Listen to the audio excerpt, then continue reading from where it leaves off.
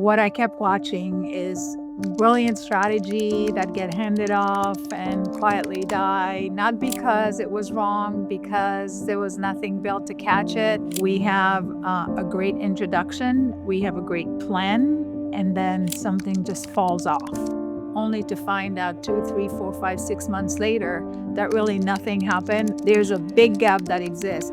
I want to position myself as that handshake that really helps to make it happen. If you're spending 90% of your energy on sourcing things and sourcing activities and then 10% on adoption, I would urge you to think about flipping that ratio and see what happens. Hey everyone, and welcome to Smarter Sourcing, the Healthcare Supply Chain Edition, where we talk to leaders in the healthcare supply chain about the issues that they face today, what they're thinking about the future, and try to cover some cool ground with them. I think we have over 10 podcasts now recorded. So if you want to follow us, you can hit subscribe on the Smarter Sourcing website, and it'll bring you all the content of people that we're talking to. We've talked to a lot of really great leaders, and today is no exception. We are joined today by Regine Villain.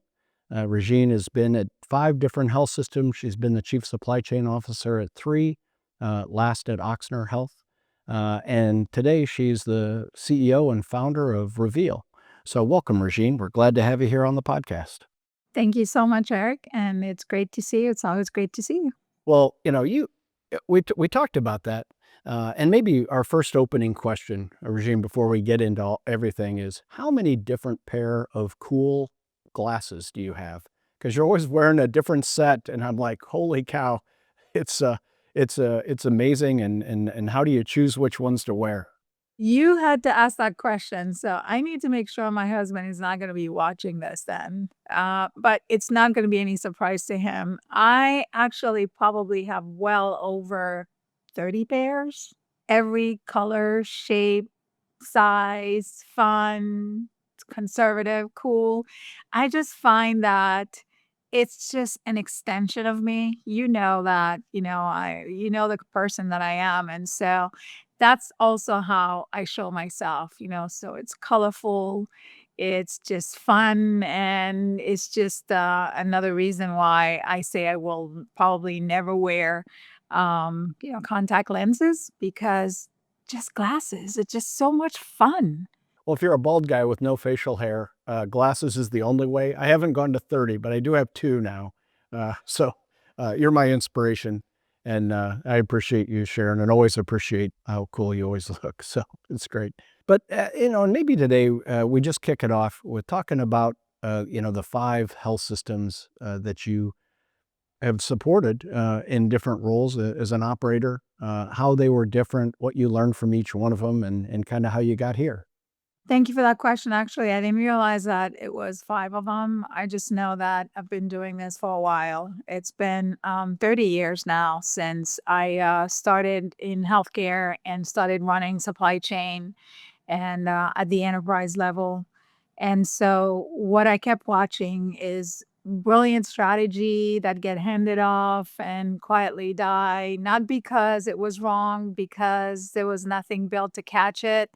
And I found myself, going through multiple iterations of changes. And that's one of the reasons where I landed where I am today with REHVEAL. When you say nothing built to catch them, what does that mean? It's what I'm calling, if you think about the gap that exists between something that gets executed and the time that it actually gets adopted, that's the gap, right? So it's the conditions under which the new strategies get absorbed by the organization it was built for. What I find is over and over and over, we have a great introduction, we have a great plan, and then something just falls off. Yeah, no, I get it. We see it all the time, and definitely going to get to kind of the new chapter and what REHVEAL's all about. But maybe reflect a little bit about those past roles, and maybe a couple of things that you've been most proud of that you've been able to accomplish at the different health systems in supply chain? Well, I can't stop but think about every kind of disaster that we can remember in our lives, in our lifetime. I remember that at 9/11, I was in New York, actually. I was in New York and a little bit witness to some of the things that happened in the city. And I remember having to go through that with my team and having to navigate through the difficulties of what that meant and really rallying around and being able to get past that and move on and do everything that we needed to do to get the health system ready. Then I can think of, hurricanes and things that happen, but really most specifically COVID. COVID is a marker for a lot of us.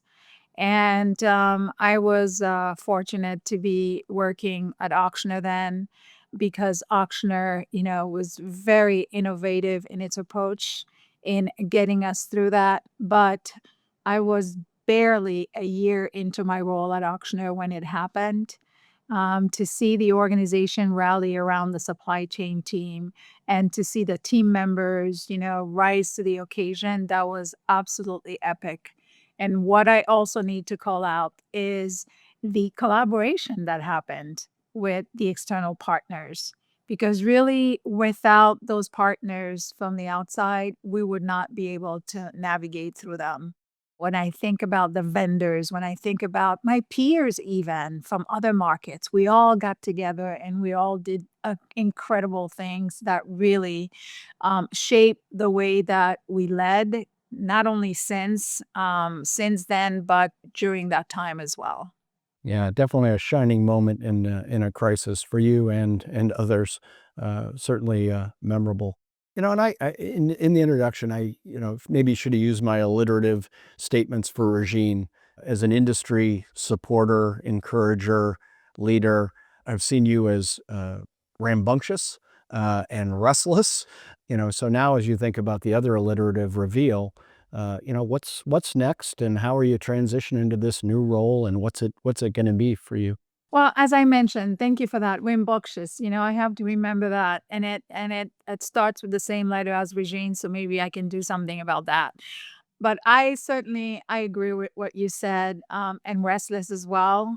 It's just that when it comes to delivering, when it comes to doing, I'm a doer, and I just love to just put myself out there and just do things that perhaps people didn't think were possible.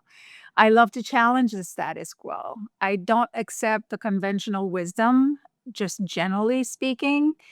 Or if I do, it's probably for the first couple of minutes. And after that, I quickly pivot to thinking about doing things differently. I like to think of myself as somebody who's bold, who's innovative, and who certainly is unboxable. I know I've used that term before, and that's how I see myself. And so this chapter is to me a natural progression of my journey. I have been fortunate, like I said, to spend 30 years working at some amazing organizations in some incredible roles, having had great industry mentors and leaders guide me through this. And I just think that this is the time in my journey where I needed to do something a little bit differently, but not so different, really. It's more a continuation of what I've been doing. Yeah. Well, I commend that and think you're in a great position to really help.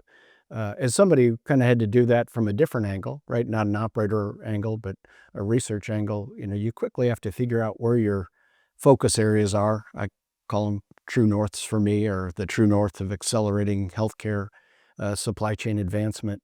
Do you have those areas in your mind that you go, hey, here's where I want to lean in? Or are you still developing those? Well, I mean, certainly still in development in some ways, but there are areas that to me are becoming clearer and clearer. At the end of the day, I am still very passionate about the business of healthcare. We're all consumers of it. And it's really important that whatever happens within the four walls of healthcare is good enough to allow for us to have a great experience, but also to allow for those partners and those people that are healthcare adjacent to be able to do what they need to do. So, what I mentioned earlier about that gap that exists between the pathway into an organization and the back end of it, that breakdown that happens in between the layers that are missing is where I'm finding myself focusing and having some really great conversations, with known industry partners. And so it's rewarding to see the work that I've done in the past, get to this point. It's more confirmation for the stuff that I know need to happen and the innovation that we still need to adopt into healthcare as well. Yeah, I said rabble rouser, and you've been. I think it's maybe your word, but the stagnation of healthcare and some of the development areas, and maybe the pandemic gave us some gifts, but it also caused us to maybe pause on some areas. And when you're talking about filling in those areas and getting it to execution, is this like technology and AI? Is this areas of spend that need more governance? Is it all the above? What's the thinking there? Well, AI, it's interesting that you gave AI as the first example because these days you can't have a conversation without talking about AI. Because AI is certainly the layer that everybody understands is shifting the way that we're doing business. So AI is just a component of it, but really for me, it's more around the structure. If you understand my background and you know that, I'm an engineer by background, I tend to think of things as frameworks and I tend to look at things as architecture. And so when I think about, the way that the systems are operating, whether it's AI, whether it's med tech, whether it's a logistic service, whether it's anything else that is trying to find its way into healthcare, I want to position myself as that handshake that really helps to make it happen. Not only from a go to market strategy, but also how are you planning to get whatever it is that you're trying to do adopted, both from a healthcare point of view, but also from, a partner, a potential partner that's also trying to come in and do what needs to be done because there's a big gap that exists. I don't have to tell you how many times we've had great ideas and great presentations and great introduction to whatever it is, and then only to find out 2, 3, 4, 5, 6 months later that really nothing happened and there was no hardwiring that happened, whether it's at the organization or the provider of the business. Yeah, no, I agree. And as in your role as an operator, chief supply chain officer, you always had good executive connections, CEO, CFO, CMO. I know you did that intentionally. In many organizations, that seems to be fraying a little bit. What would you tell your operators or up and coming operators of supply chains across the country? Are there some tips to building those relationships, sustaining those relationships, getting that support for supply chain to complete the mission? Well, I think that no matter what we think when it comes to supply chain and chief supply chain officers everywhere in those health systems, we cannot do it alone. We are part of an ecosystem for a reason, but all the wonderful and cool ideas that we have in mind that we want to bring in and all the conversation that we have, over the multiple conferences that we attend and that we know we can see the value for those things and we want to bring them in. If you don't have an internal pathways to have these conversations resonate, it's not going to work. And so it's important and it's a must. It's a non-negotiable to make sure that you have great working relationships at every layers of the organization. I know you talked about, the executive layers, which is absolutely very important. And that's your COOs, your CFOs, your CNOs, your CMO, your CS. I mean, you name it, the CXO layer, you need to have a great relationship in order to introduce them. But it's also important to have great relationships with the operators, the people who are boots on the ground, who are getting the work done. Because when it comes time to execution and adoption, it's really important to make sure that that ecosystem is operating at its best. And if you don't have a good relationship within the organization, it's going to be a lost cause. That's great.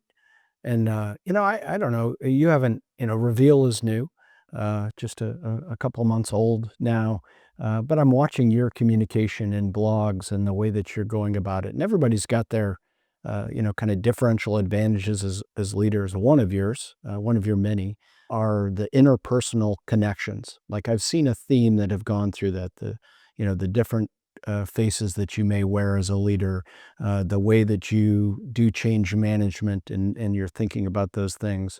As you're thinking about, kind of the business advisory side of this, are you planning a lot of focus around those areas of development for others? It's certainly been a level of interest, and you've shared some great things that are out there. I recommend everybody goes and checks out Regine's blogs. They're personal, they're well written.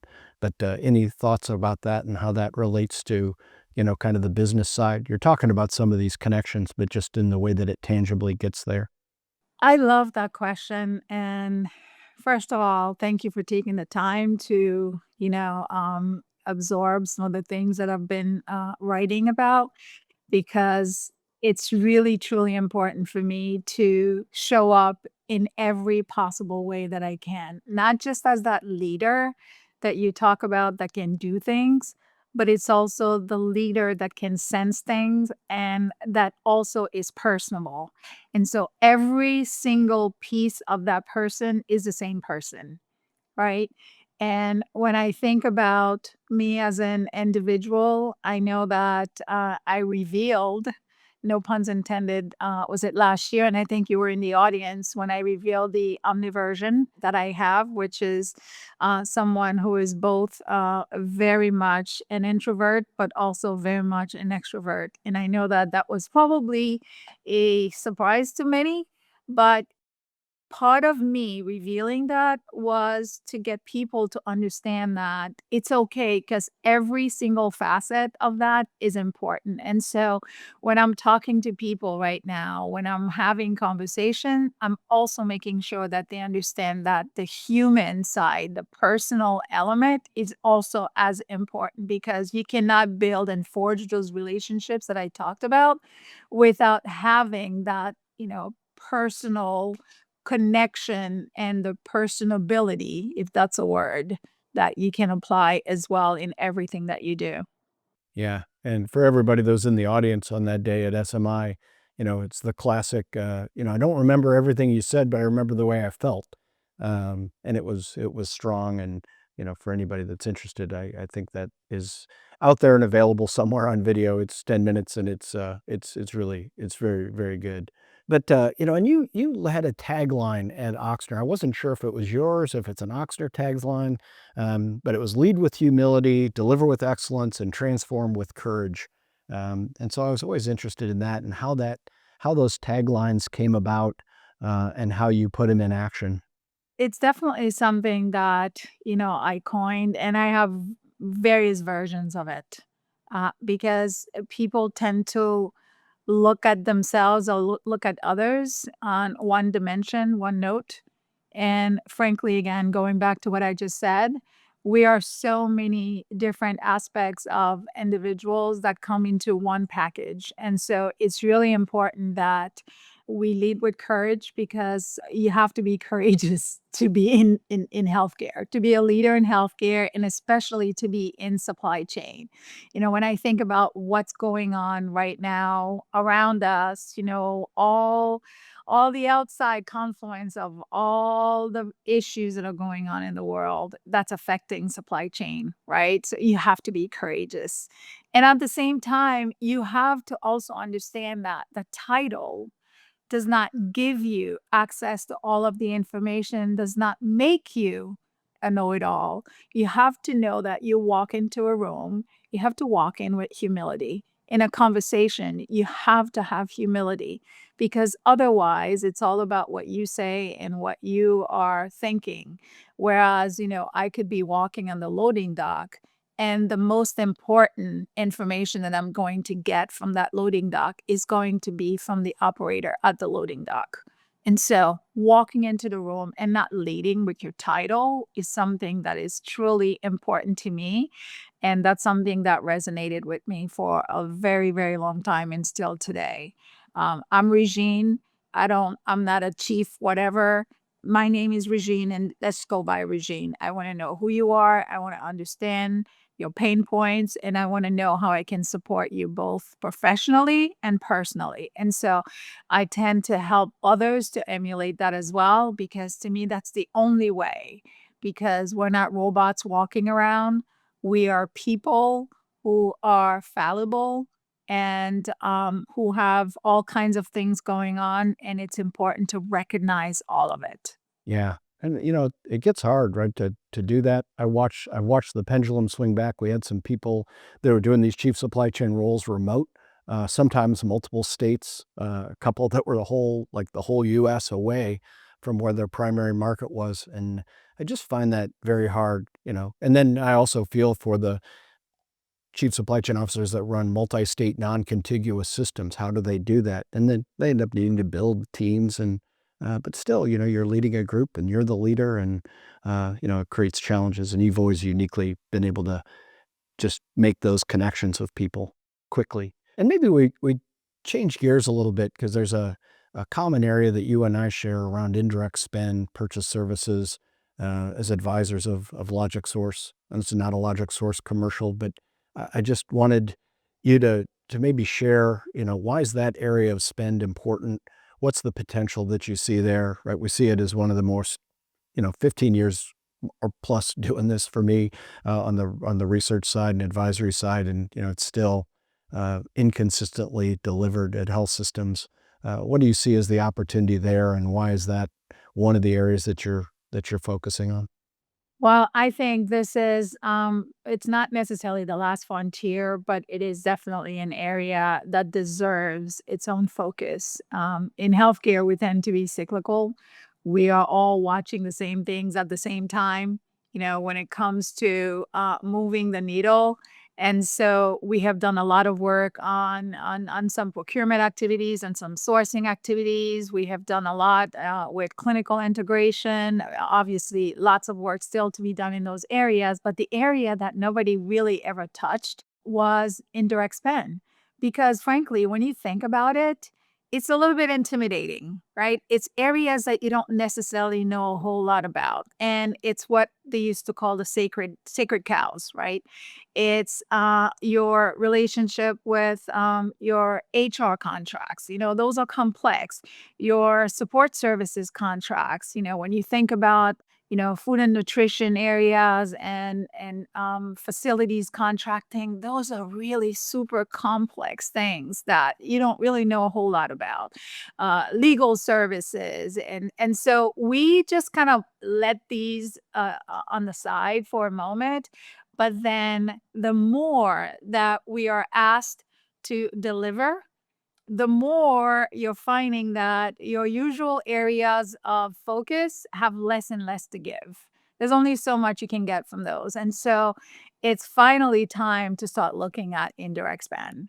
And frankly, I remember the last report that I ran to look at the volume and the dollar amount in indirect spend. It's absolutely amazing.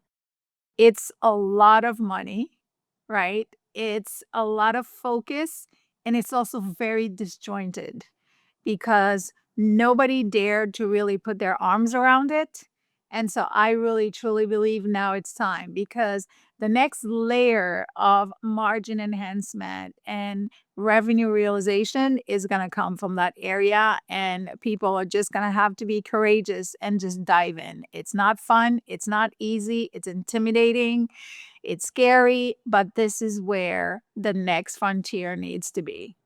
Yeah, and 3x the size of med surg or med device, taken independently, right? So it's this massive spend, and I'm always shocked at even very mature health systems with great supply chains that go, well, we don't cover this because we don't have governance or we're not invited in, and there just has to be a catalyst out there, and luckily there's some growing ones that are seeing some great success. So kudos to you for being an innovator on that side, and early adopters, some of the great solutions.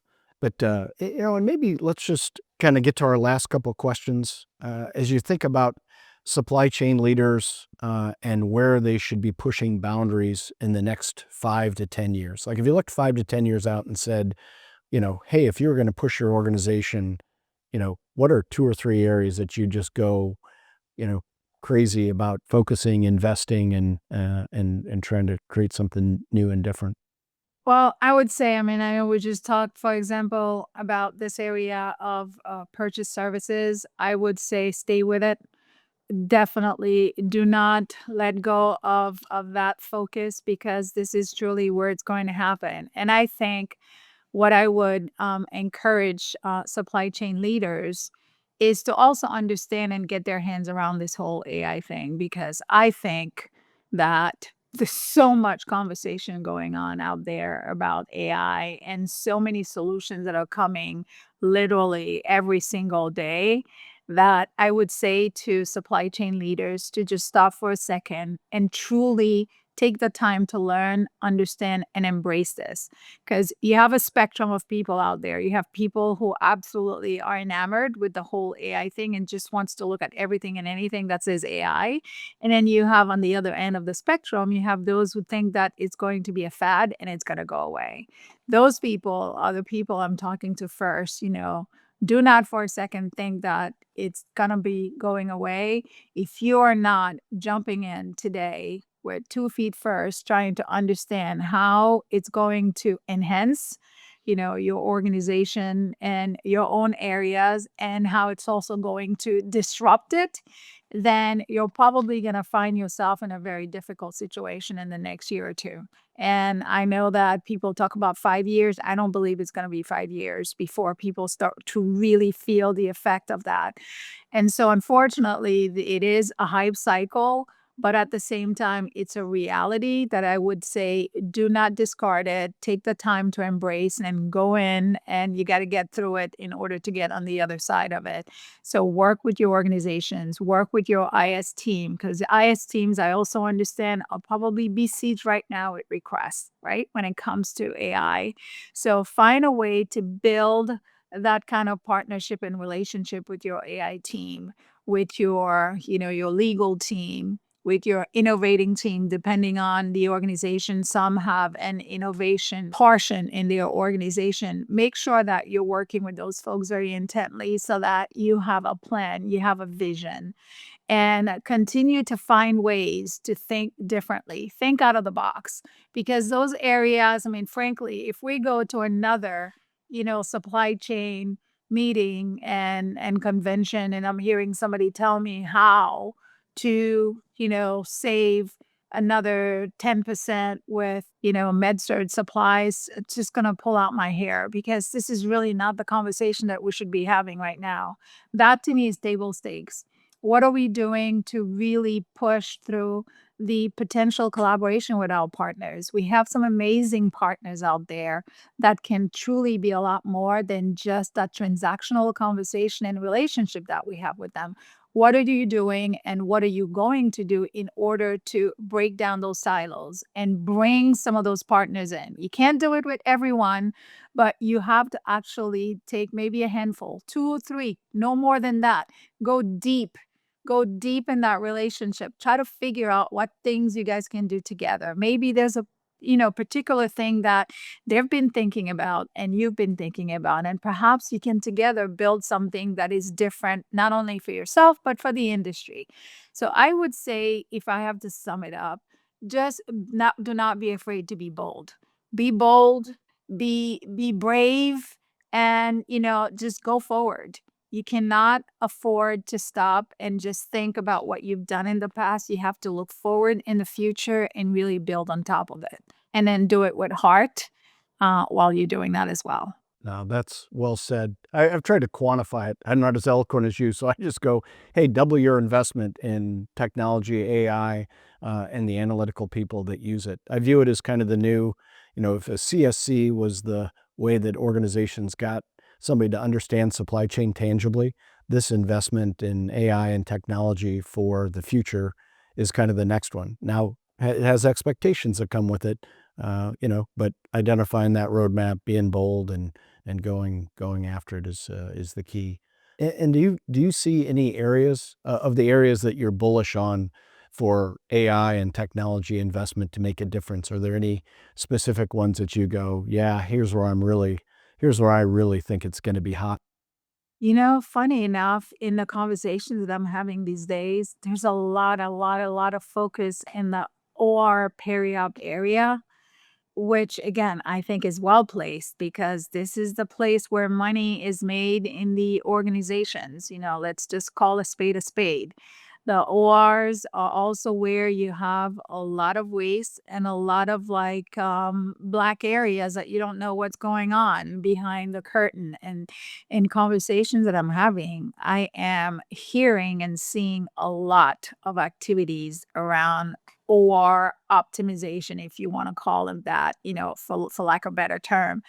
And I would also say the idea of care at home is also there as well. People are still continuing to have ideas and conversations around what should we do a little bit differently. I mean, I remember actually having a conversation with you years ago where that was one of the things that was on my slate when I talked about some of the strategic imperatives.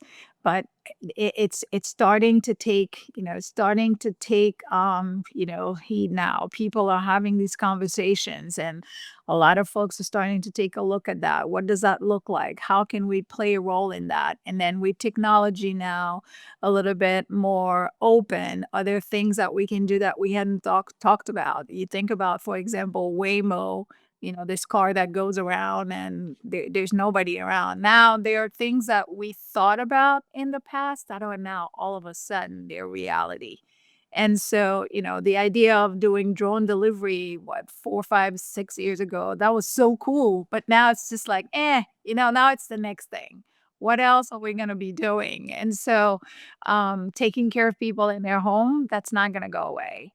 So, Well, I'm so happy to hear that, somebody that championed that, and, it didn't get tons of uptake. I'd love to see it as an area of focus for for REHVEAL and for the industry, like super urban population, super rural population, home care can be the great equalizer in quality of care and health of a population. But we're running out of time. Any parting thoughts from you, Regine? When I talk to you, I could talk for like hours, and it just seems so effortless. First of all, I just want to say thank you for affording me the opportunity to have this conversation with you. Hopefully, it won't be the first and last. I would love to be able to come back, and we can chop it up as they say. But I would just say that for my supply chain leaders out there, that I know that you're going through all kinds of tumultuous times, and it just seems like every time we think we're going to have, a smooth sailing, something happens. Just keep at it, right? Keep at it, and remember also that when it comes to your strategies are really important, but this is not necessarily where value lives or dies. Adoption is. And this is the thing that I am finding out more and more.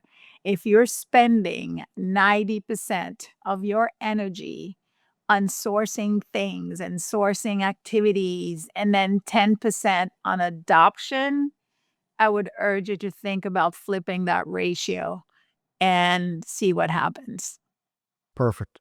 You heard it, everybody. Flip the ratio. That's Regine's bold proclamation. So, with that, thank you so much, Regine. You've been a tremendous guest and an inspiring guest.